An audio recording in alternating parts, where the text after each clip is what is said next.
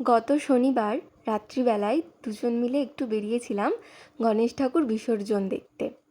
আমাদের কৃষ্ণনগরে যেহেতু সব পুজোই খুব ধুমধাম করে হয়, তো তার নিরঞ্জনও হয় শোভাযাত্রা সহকারে। তো আমরা দুজন মিলে মোটামুটি সব ঠাকুরই বিসর্জন দেখতে যাই। গণেশ, লক্ষ্মী, সরস্বতী, আর আমাদের কৃষ্ণনগরের সেরা পুজোগুলো জগদ্ধাত্রী, দুর্গা, কালী, এগুলো তো আছেই। তো আমি ছোটোবেলা থেকেই না বিসর্জন দেখতে যেতে খুব ভালোবাসি।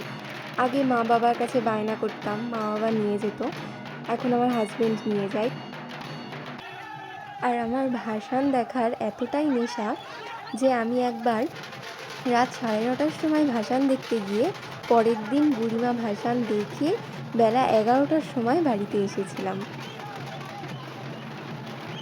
আমাদের কৃষ্ণনগরের পুজোটা যেমন একটা আনন্দের, ভাসানটা যেন তার থেকেও বেশি আনন্দের।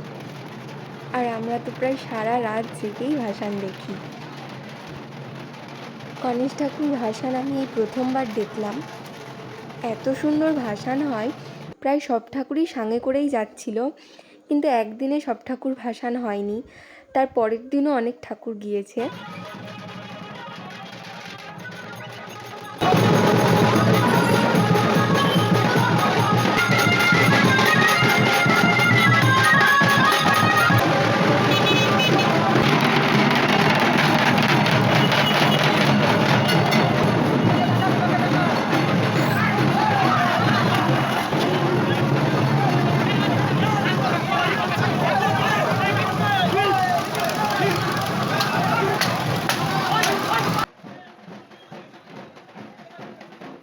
আমাদের কৃষ্ণনগরে গণেশ পুজো ভাসানের কিছু অংশ তোমাদের সামনে তুলে ধরলাম।